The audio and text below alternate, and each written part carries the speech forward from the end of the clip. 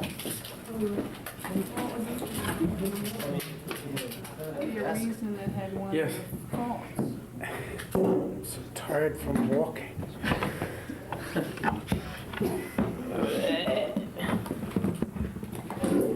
So,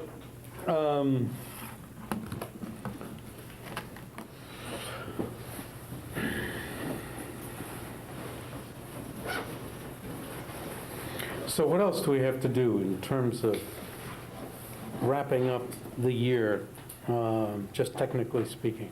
Anything? 2 weeks of class after we come back, and it'll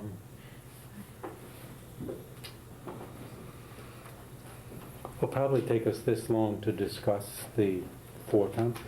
Okay?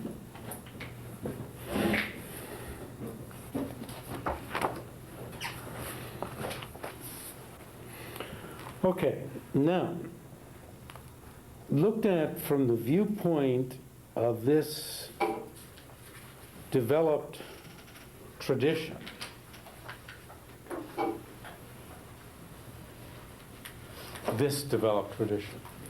of Tsong-kha-pa's developed tradition, some of these ways that Pudun reports of explaining the meaning of the 4 tantras are absolutely silly. They're just absolutely silly.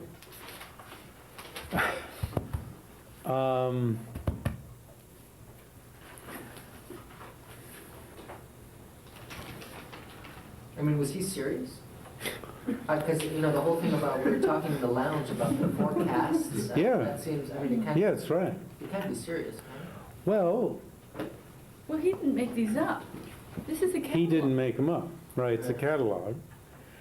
And so then, but you can push the question another way. Were these people who said them serious? They must have been. So, Why? so it indicates what? Why must they have been as serious as Tsong-kha-pa was about making a coherent system?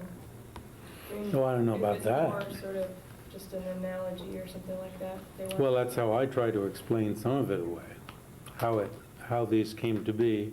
But what about if you put it in the context of India?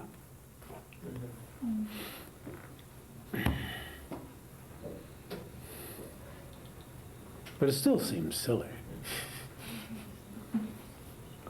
And so for those traditions in Tibet that keep repeating some of these, Tsong-kha-pa's actually laughing in their face, right? I mean, it's raucous. Very hard for them to talk with each other. Mark Siebold the other day made the remark, which I think is quite true, that with regard to Madhyamaka, Tsong-kha-pa's work at the end of the 14th century, beginning of the 15th century, was, or became, so important that everybody had to take it into account. For instance, he's reading the 8th Karmapa, Mikyo Dorje's refutation of Tsong-kha-pa. And I mean, Tsong-kha-pa's right before him, and he's, beating him up in a sustained way. It's a sustained fight, which means he felt he had to fight him. And if you look in the 20th century great Nyingma scholar, Ju Mipam, on Madhyamaka, he's very aware of what's going on in Gela.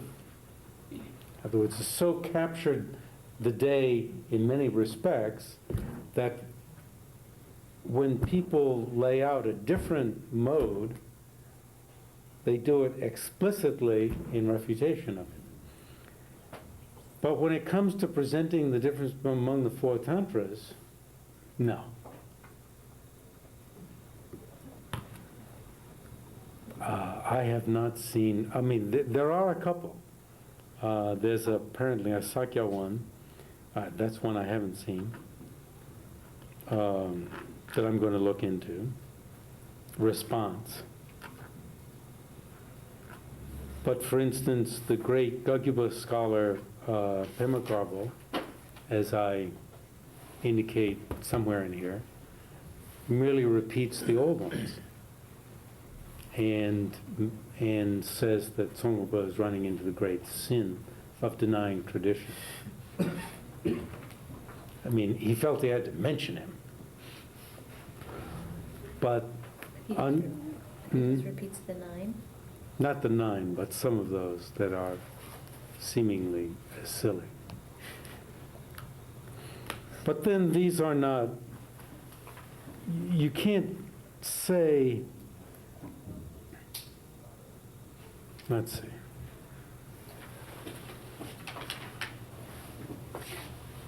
I don't think you can compare the traditions then on these topics. You can say, well, Tsong-kha-pa has done a real good job of making up a coherent system, something like that, and maybe somebody else chooses just to repeat some of those earlier traditions. To compare the two traditions on the one topic is interesting enough, but to draw too many conclusions is very weak. Because Pema Karbo, for instance, is a tremendous scholar, and he has many topics on which the flavor won't be there in Tsong-kha-pa's writing. You get my point?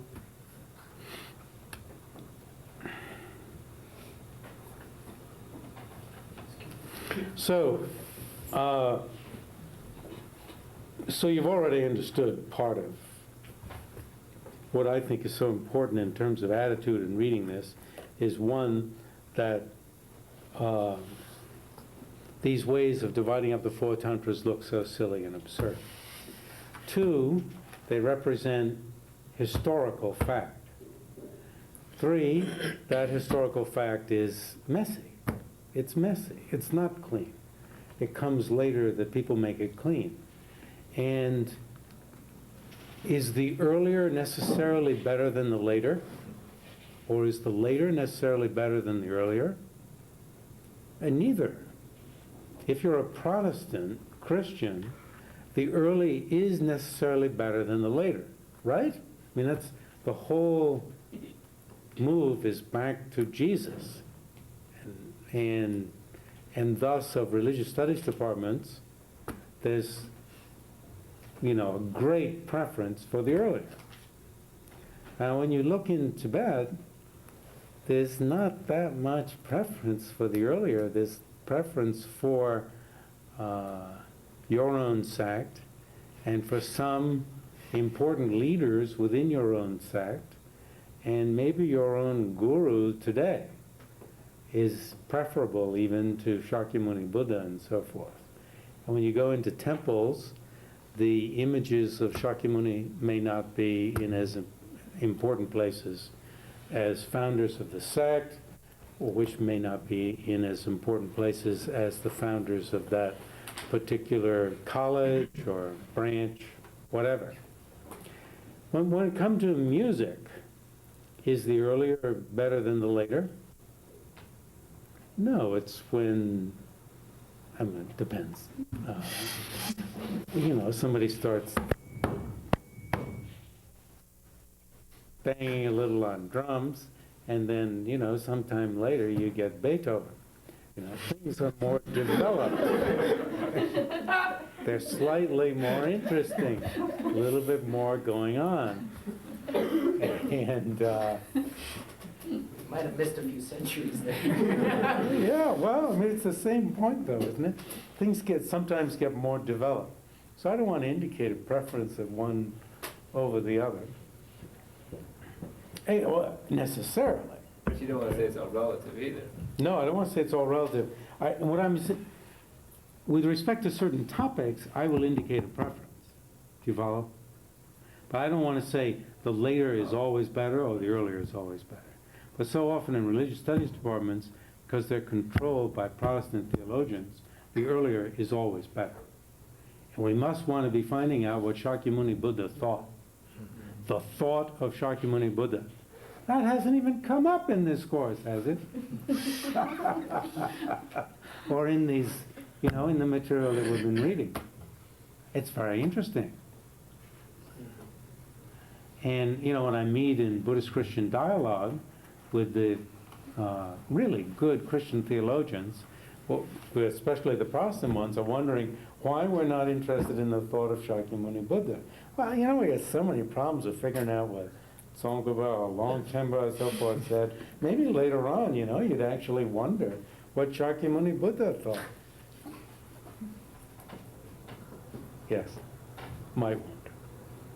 Even though there's not this attempt to find out the true original thought of Buddha, isn't this whole search for consistency sort of built upon the notion that it all has to work out? Oh, yes. In the wash? Yes. Because it was all Yes. spoken by Buddha? Definitely. From their point of view, it does come from Shakyamuni Buddha. No question. You made a very good point. Otherwise, But it's sort of I don't have to purpose. claim that, Oh, right. I can merely be understanding what they are doing and operate within that framework. I'm quite content. And not insist that this was Shakyamuni's thought. I guess the reason I thought that was that it's just struck me as I was going through all these that, well, why do you have to find one of these that works? Why do you have to make all these divisions? Why? When Well- they start to seem ridiculous, you sort of wonder what the impulse was. Why was it so important?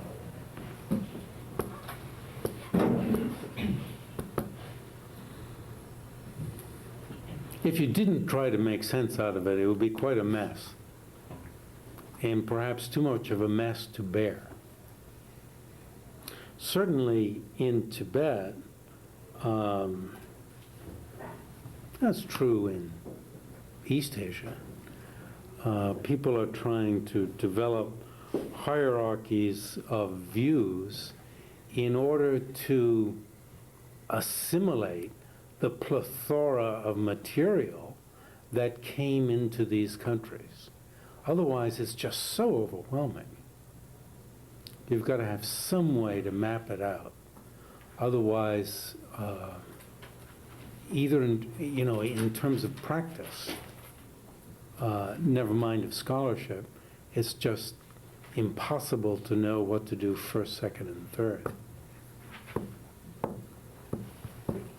And then it becomes, to use one of my favorite words, architecturally beautiful to try to work it out. And to be faced with impossibilities, things that don't work out. And you, with your brilliance, make them work out, It's just aesthetically tremendously pleasing.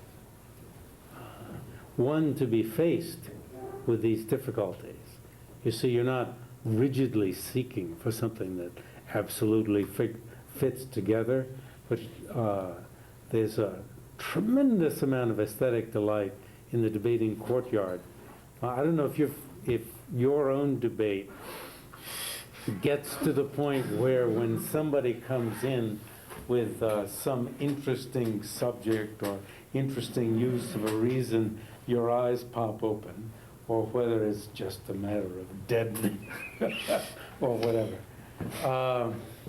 But it's like, wow, where did that come from? Whether the topic is big or small. Wasn't there, there's also the part of, this is a learning process too. The whole mapping out thing is to really bring out these distinctions and to understand. Yes. There's a learning part to this whole mapping out bit too, right? Yes. It's a path in itself in some way. And yeah, I'm glad you used both the word learning and path, because it's a training. And by mapping out where your mind is going to go, you are starting to go it. Mm-hmm. And as I mentioned somewhere, people call this type of work normative, as if it's normative is actually not the norm of what people are doing, but is the ideal or abstract.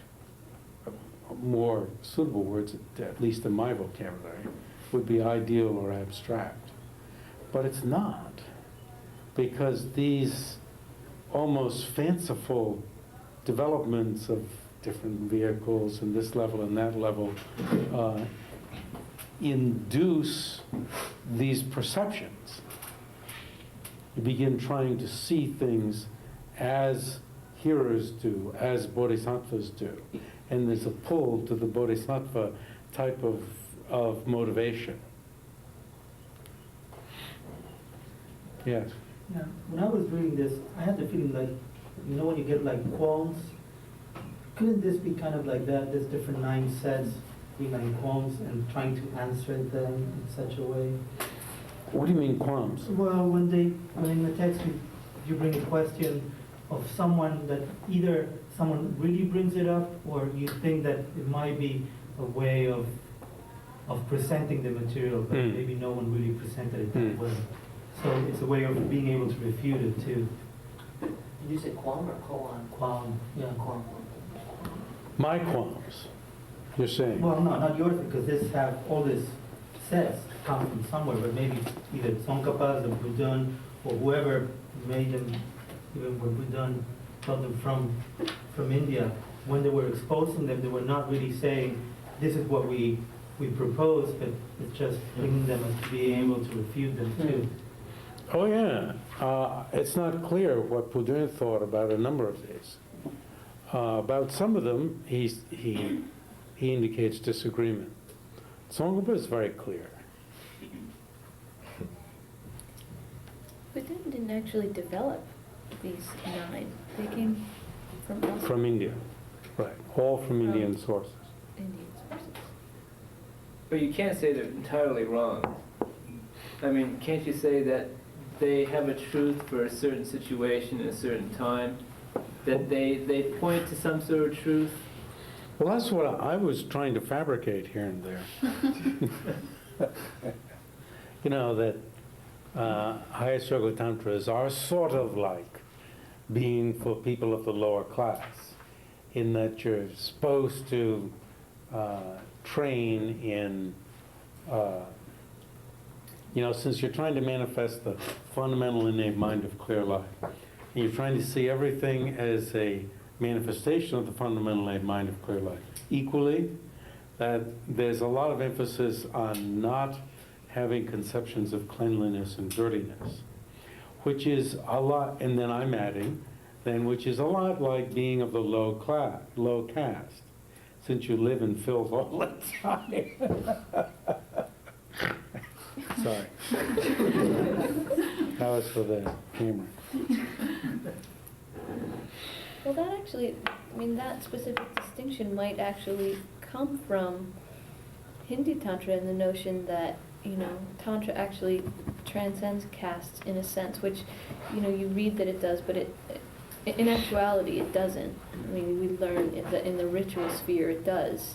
It doesn't, there's sexual union with low people of the low caste and notions of purity and pollution that just don't exist within the ritual sphere, but then actually in the social realm you find people actually living, if you're a Brahmin, you're actually living as a Brahmin and not as, as if you were outside of caste, even if you are a Tantrika. And maybe this notion of dividing the Tantras into 4 Tantric,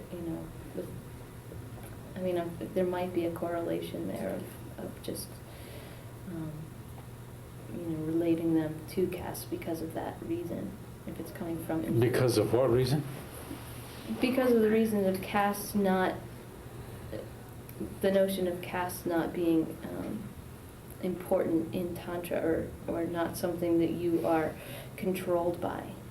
So then why are the 4 Tantras related with No, that? I'm not necessarily, it's not a very clear correlation, but I'm thinking that maybe it might have been one precursor to this particular division into the 4 castes. It doesn't... It's sort of a reaction, actually. It's like, I'm audited in this class, so I'm not quite so firm on the topic, but it seems like the Hindu Tantra, you were actually trying to reject class and Brahmas were supposed to seek out women of a low class for for tantric rituals. Whereas here, you kind of reifying them by saying this tantra is for this class and this tantra is for that class. I mean, I'm just talking about the existence of this particular, category. Perhaps this is where it came from. Disregard of the caste, or the regard of the caste outside of the ritual context, you're saying? In Hinduism, the regard for the caste outside of the ritual situation and but in social situations. I don't really even mean it that specifically. I'm just saying that perhaps this category sprouted from these somewhat fuzzy notions of, you're supposedly not concerned with caste, or just notions of class, but... You can sort of see a not very good teacher in the United States. If you have 4 sets of tantras, right? Which one are for merchants? Performance. Yeah, so you say, performance tantras are for the owners of Kmart. And action tantra, who are clean people in our culture? Yuppies. Oh yeah, action tantras are for the yuppies? Doctors. It seems something said off the top of the head. It's like you're trying to find Trying to find some sort of... find something else. Well, you see 4 classes and you want to divide up tantra sets, so you say, well, maybe, or you see, or if somebody had already said that there were 4 tantra sets and you were trying to figure out how they were divided, and you see 4 classes, you could, without knowing anything. The same thing between Yeah, that's what it looks like. That Yeah. somebody who doesn't know anything might say this. Or they're trying to Because the flip- number's the same. Or they're flipping it, actually. They're also doing it the other way. Yeah. How's that? It seems like, well, With it, you would always Tripakamala. think that the highest yoga tantra would be for the Brahmins. I mean, if you are in the caste system, even when we talk about tantra in Hinduism, even though they say that when you're a tantrika, in the practice, you can practice with all castes. There is certain difference, like if you're a Brahmin, it'll be shorter. It'll be a better path. Where if you're, a merchant, it'll take more time. So I think highest yoga tantra, which means it's usually a shorter path, should be more with the Brahmin class. It wouldn't be with the Sarvata. Except for, didn't Tripitaka put highest yoga tantra for lower? No, he put the best of the best within highest yoga. No, the highest yoga is at the top for him also. Oh, for him also. And he said that the best of the best, in fact, were not distracted by desire Oh. and didn't need a consort either imagined or actual. Yeah. Alan? Well, maybe you could think of this just as an antidote to some particular situation, like some guy, he's just into his little thing of being a Brahmin, and his Brahmin trip is to be clean and nice and stuff. So this teacher says, oh, you're into cleanliness? Well, try this out, because this has got cleanliness in it. So therefore, that works for him. As long as he gets him into it, it has some truth, because it makes something meaningful that wasn't meaningful before to a person's particular disposition. But beyond that, it's worthless. But usually you find in Tantra it's the other way around. You try and break through your, if they're so concerned with cleanliness, usually you think that in Tantra it will give you, okay, here, have the filthy stuff. But this guy's not ready to make a break. Yeah. So for a guy who's not ready to make a break, you Yes. say, well, here, do this. It's easy. If you think of it in terms of like substances, it's almost like desire. Like the Brahmins don't allow, like when we thought about the flow chart, right? They don't Yeah. allow themselves to be touched by, they're the highest in the sense that they can't be touched by a lot of substances. If you think of it in terms of desire, they're the ones that are least able to allow for desire in the path. Whereas in highest yoga tantra, you can make use of all of desire in the path, That's like the low caste, and that, Which is like the traditional one. right, although it kind of breaks down because the performance in the yoga would be reversed. Performance or Oh, yeah. religions. It's probably the one thing we could say about these, that any attempt that we make to make sense out of them will fall apart. And, isn't this absolutely absurd on 174 to put Hinayana tenet systems together with Tantra? I mean, forget about Tsong-kha-pa. What Tibetan group are you going to say would have a non-Mahayana view of Tantra? It's just, there won't be any other Tibetan group either who could put up with that. And then he includes solitary realizers as somehow a tenet system for Yoga Tantra, which I wonder if that was a confusion over terminology, like if somehow solitary realizer was similar terminology to mind only. You're quite right. You're almost right. The way I see it, anyway. And anyone who agrees with me is right. In Yogacara Swatantrika, hearers are said to realize the selfness of persons. Solitary realizers, the coarse selflessness of phenomena, which is a non-difference of entity of subject and object. And then the bodhisattvas realize the subtle emptiness of all phenomena, the absence of true existence. So you get 3 levels of realization within Yogacara Swatantrika. And thus, some people hearing that solitary realizers have a particular type of emptiness to be realized, which is the mind-only type, could foolishly associate the mind-only tenet system or the mind-only view, put it that way, not tenet system, view, with solitary realizers. You'll occasionally see this in Tibet too.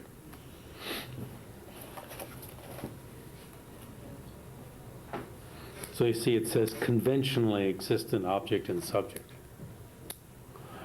They don't have an ultimate status. As I presume is, some mixed up person's trip. 4 faces of Kalachakra. That's true. That one's true. Yes. This one talks about the yoga tantras, Yeah. Which one? yeah. the 4 faces. Oh, yes, Yogini. Where did those? Where did those? You want me to explain that for you? Well, Sure. Right in the middle of that paragraph, 176, right in the middle of the page, 4 tantras, 4 faces of Kalachakra.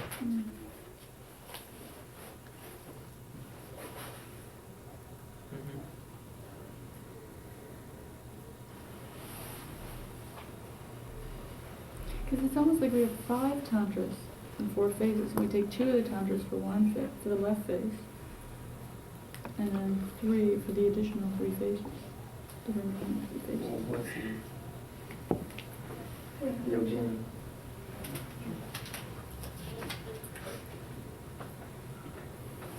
Oh, what is it?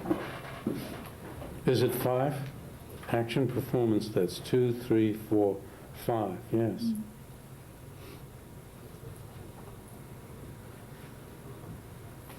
I can't understand my own last sentence on this. Pudun's inclusion of it, without any comment, undoubtedly helped to set the stage for Tsong-kha-pa's reading and analysis of what could constitute a valid way to classify the tantras. It sounds like a totally senseless concluding. If you wrote that, I'd say, what do you mean? Which I did write in my margin. As if I felt I had to say something.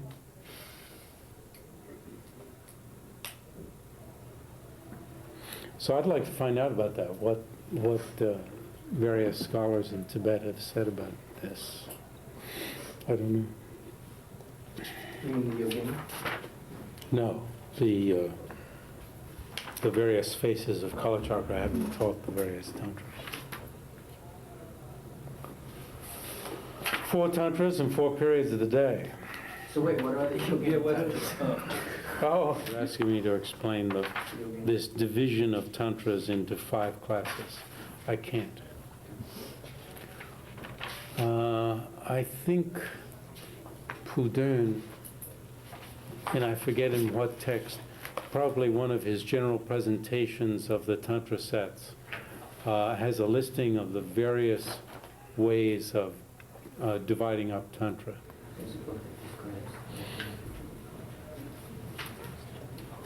There's a statement in one of the commentaries on Kala Chakra, I think Kalki Pundarika's commentary, that not to despise any non-Buddhist teaching, because you never know, it may have been taught by an emanation of Buddha. 4 tantras and 4 eras.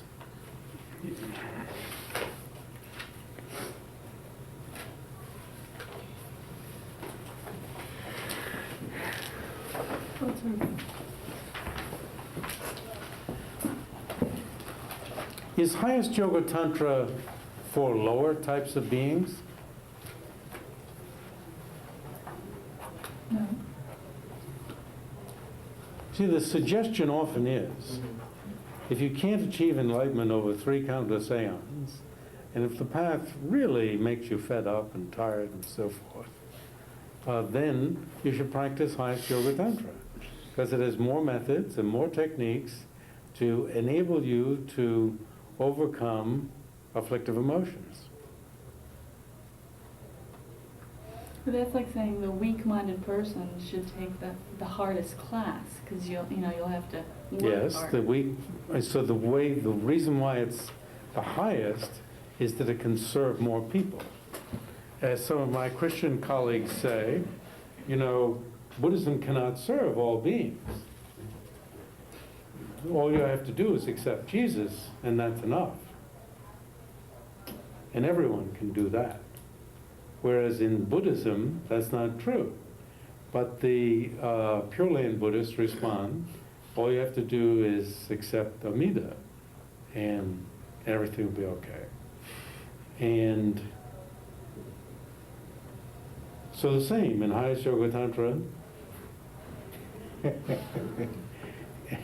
It's not as wide, right? Because it provides more techniques. It can serve a wider range of beings. That's one thing that's said on one hand, but then Tsong-kha-pa says it's for a very narrow group of people who are capable. It's suited only for those who are capable of using desire in the path, and thus really only suited for those who have made good progress with regard to love, compassion, the altruistic nature to become enlightened on the one hand, and realization of emptiness on the other. Yes?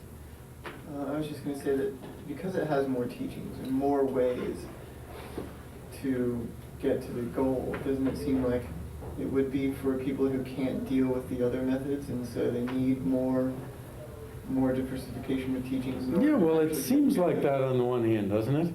Well, yeah. And that's what the non-Tsong-kha-pa people are saying.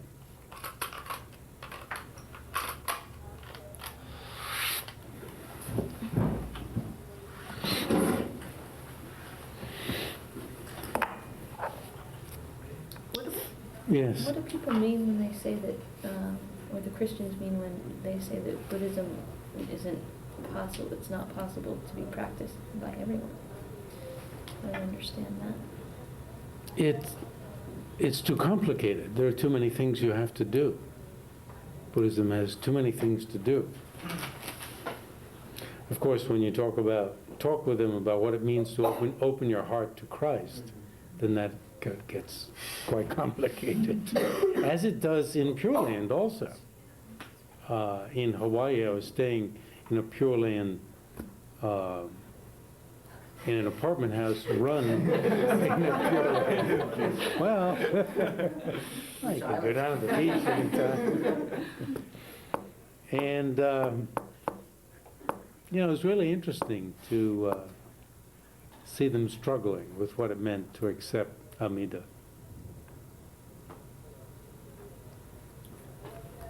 You know, and they'd say things like, oh, the 3 trainings. Buddha taught the 3 trainings. Ethics, meditative stabilization, wisdom. I mean, those are for really competent disciples. And we couldn't do that nowadays.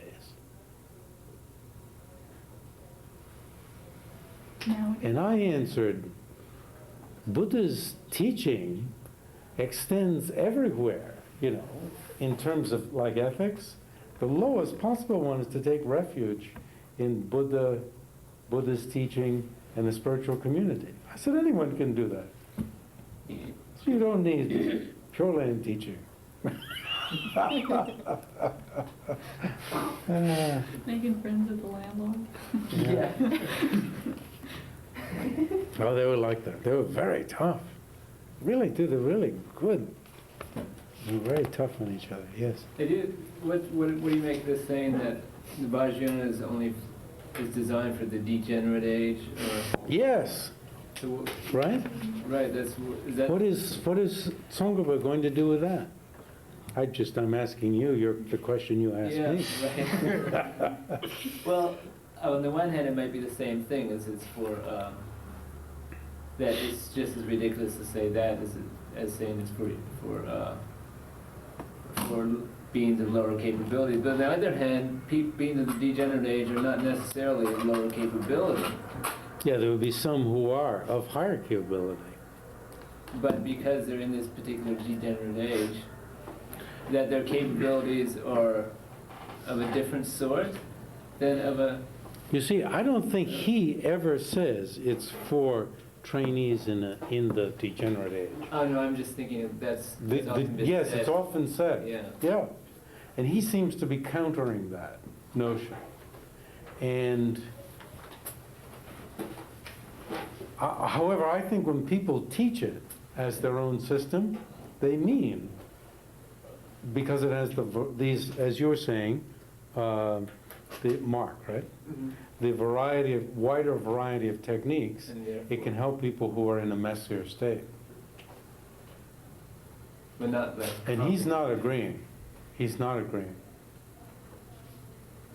Now, if you look at how at Gelugpa ceremonies, right? The Dalai Lama offering the Kalachakra initiation in Madison Square Garden in New York City, for instance, you know, and up on the bulletin board, up on the thing, what is it, not bulletin board? The marquee outside, the one that revolves around. I wasn't there, but, you know, instead of whoever it is fighting whoever it is, there's Dalai Lama. Even after it says the fight, it says Dalai Lama, then a tennis match, and just one more. And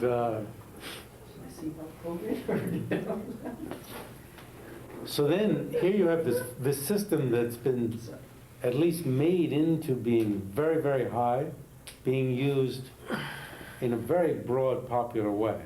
Yeah. Why? Because it has so much external ritual connected with it. It's Highest Yoga Tantra. It's not supposed to have a lot of external ritual. Mm.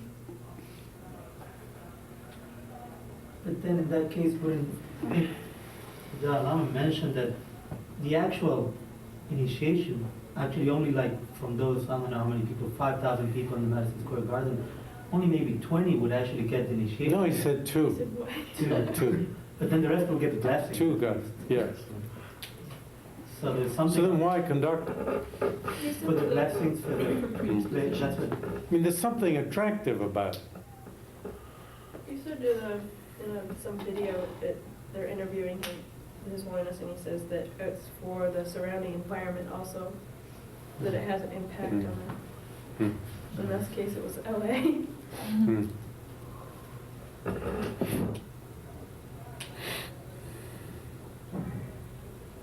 Four tantras and followers of four deities. I forget this one. Vishnu and Well, Brahma. it's both the deity and, Oh, yeah. you know, and you're hateful, you're ignorant, you're, Oh, yeah, right. Yeah. so it's a. Isn't this one, this is the most odd of them all. No, I think the times of the day are the most odd, actually. Oh, really? Yeah. Yes. Morning you do some of this, and in the afternoon you switch over to that. Yeah, that's pretty- Yeah, save the concert for the night. The candlelight tantra.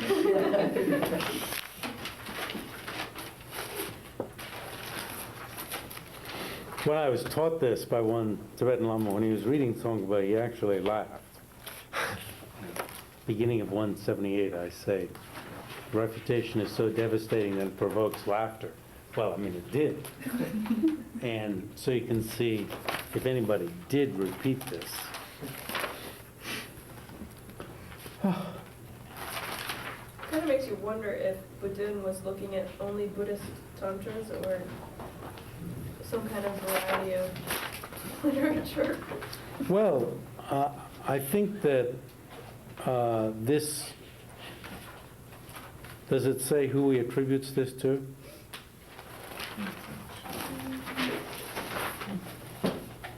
Yes, Sunam Zemo. Sunam Zemo is Bu-ston's own predecessor in Sakya.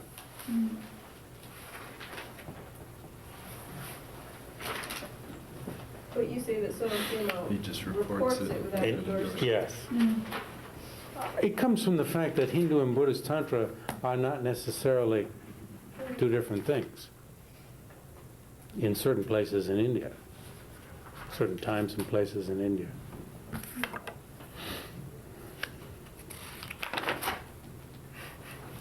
For afflictive emotions.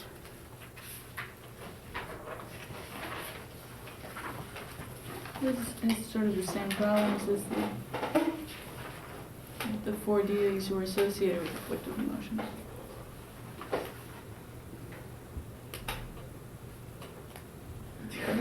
So, on page 179, the first new indent, Tsong-kha-pa says, in general, the chief trainees of the great vehicle must have strong compassion.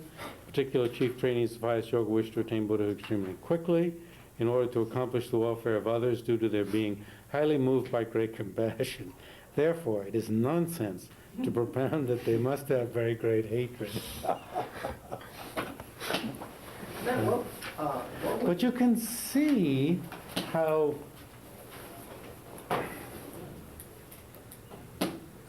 varied a tradition is being remapped. Yes. I was gonna say, what would Tsong-kha-pa Instruction. answer to this whole idea of degenerate age? I mean, let's say it's an age in which the Buddha's teachings, the source, is so far away, Yes. and that it's harder to attain enlightenment. Therefore, there's all these different methods. I mean, that seems like somewhat of a valid. I don't see that much wrong with it. I was just wondering what Tsong-kha-pa would. Well, he certainly goes along with the view of this is with the degenerate era. There are 5 degeneracies. Time, more afflictive emotions. I only got 2. If you look it up in Sarachandra Das, yes? Lifespan. Lifespan, it's getting shorter. Say, Disease. merit, Sunam Punya, Something about sentient beings, really? degenerate sentient beings, Merit? degenerate rate. Views. Views? No, that makes sense. Afflictive emotions. Lifespan. That's enough.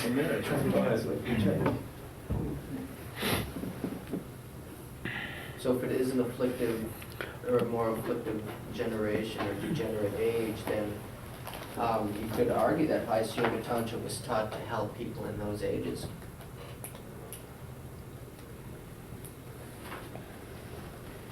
I think in his opinion, if the sutra system won't work for you, Highest Yoga Tantra definitely won't work for you. Definitely. I mean, isn't he almost saying that the sutra system has to be the prerequisite for Yes. this?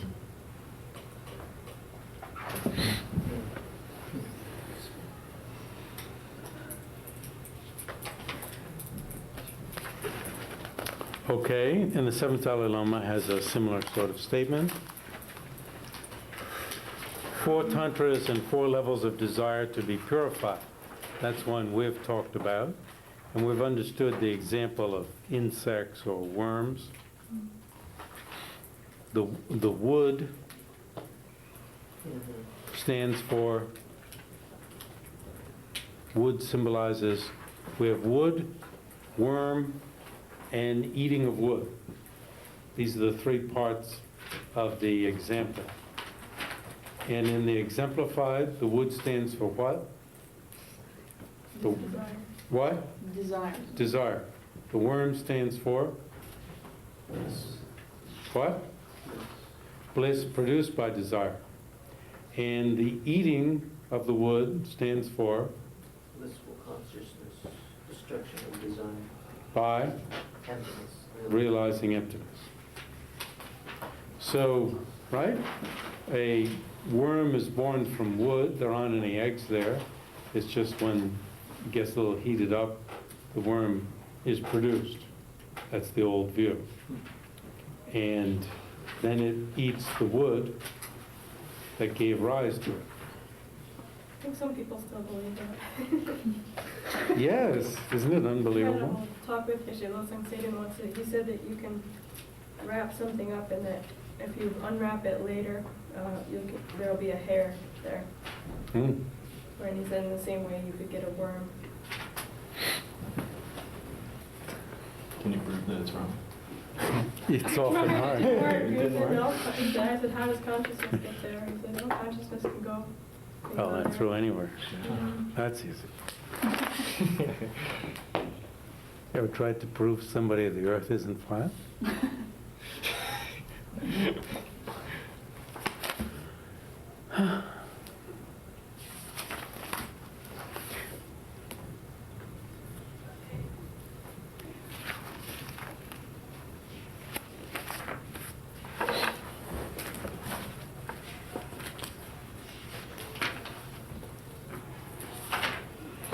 So on page 182,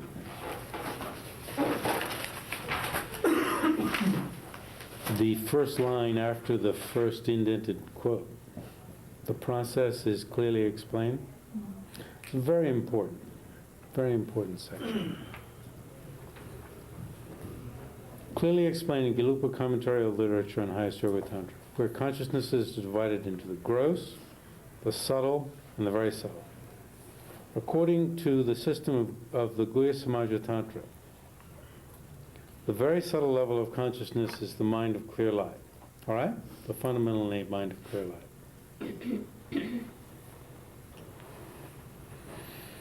The subtle are 3 levels of consciousness called the minds of vivid white, red or orange, and black appearance.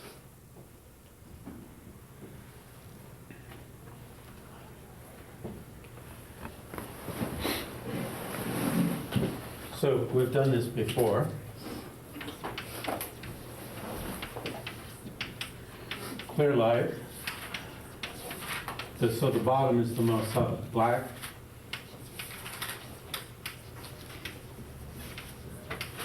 Red, orange, white.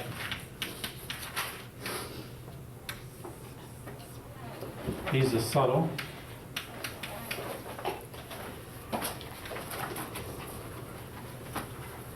What are we calling? Gross, subtle, and what?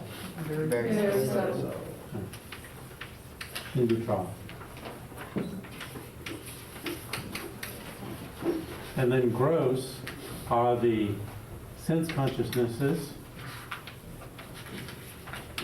and the conceptual mental consciousness. Within the gross,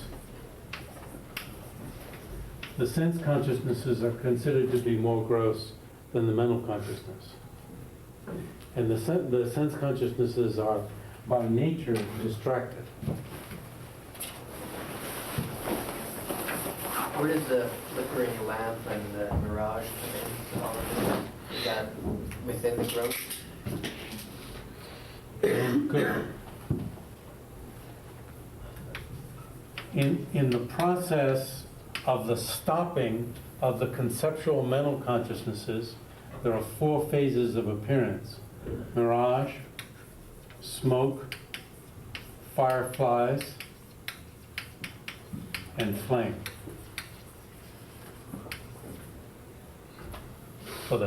With a stompage, okay?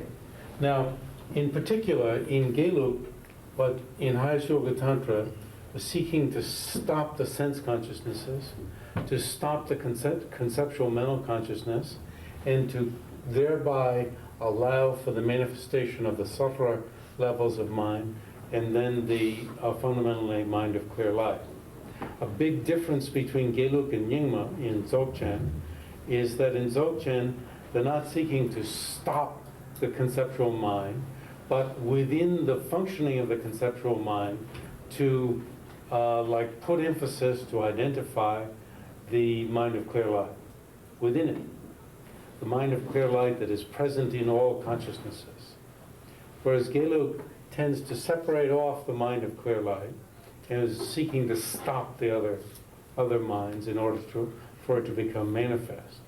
Now in Dzogchen also, eventually, once one pays more and more attention to the clear light essence of all consciousnesses, conceptuality lessens, and lessens. So they both end up in a non-conceptual state. But the mode of procedure in Gelug, again, is to stop conceptuality. The mode of procedure in Nyingma is to see the essence of mind within the operation of mind, of any mind.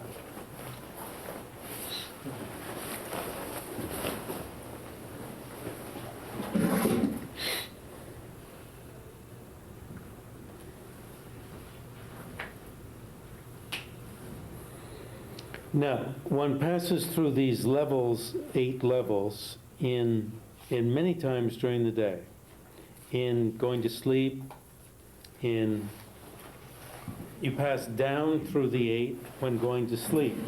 And then when you begin to dream, the 8 being these bottom 4 and these top 4 over here.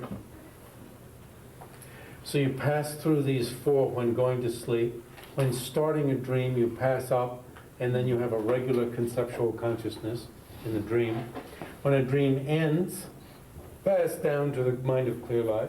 New dream begins, pass up to the regular conceptual consciousness again. Sleep ends, you pass down to the mind of clear light.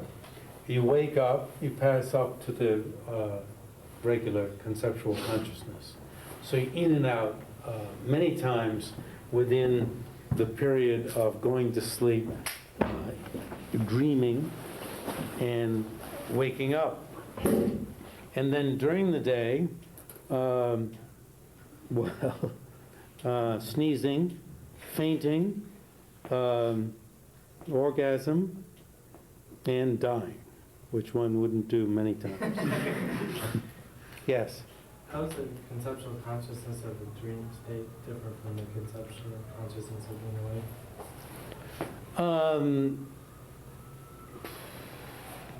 I know of no particular descriptions about that, but just from one's own experience, there are all sorts of different conceptual consciousnesses in the dream state.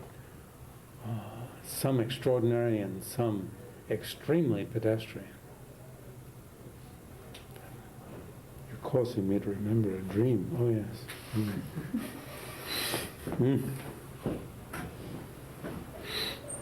Dreams are used as an example of a wrong consciousness in the mind's awareness text. So you're saying they're not always wrong consciousness? No, dreams are not always wrong consciousnesses. They can penetrate the nature of reality. You need to concentrate on the heart and manifest the deeper levels of mind within the dream state and use the clear light of dream to realize emptiness, for instance. Does karma function as a dream? Or is a dream karma? Well, it's often said that the, what is it? I don't know the technical answer, but in general, because the will is not as strong as it is in dream, as it is outside of dream, whatever, I would say, whatever karma is accumulated is not as strong. And therefore, people who take vows of celibacy, if they have a good time in dream state, it doesn't break the vow, as I remember, because the will is not as strong. And karma has to do with will, intention. But there are times in dreams when, you know, my will has been very sharp and intentional, and, you know, I've decided I am going to do such and such, and I know this is a dream, and therefore I'm going to do it, you know? They get away with it. What is the difference between a conceptual mental consciousness and the conceptual consciousness that occurs above knowledge? Yeah, now, this is, we should put these two above here, okay? In other words, I was inserting these in here. When the conceptual mental conscious usual ones cease, then you have the white, red, and black minds. Sorry. When these cease, you have first mirage, smoke, fireflies, flame, then white, red, black, mind of clear light. They're not simultaneous. It's not the loss of feelings that is, I guess, smoke, and the loss of forms is mirage, loss of feelings is. No, these are not simultaneous. These are in series. In death, it's related to the five. You were saying about the aggregates? Mm. Like mirage would be loss of Yeah. feelings, and then the smoke would be loss Which of... is in series again. Yeah. Yeah. But that's only. Now, we talked about the fact that these line up with the three gunas in Sankhya. Anyway, Four elements. so let's go on from there next time.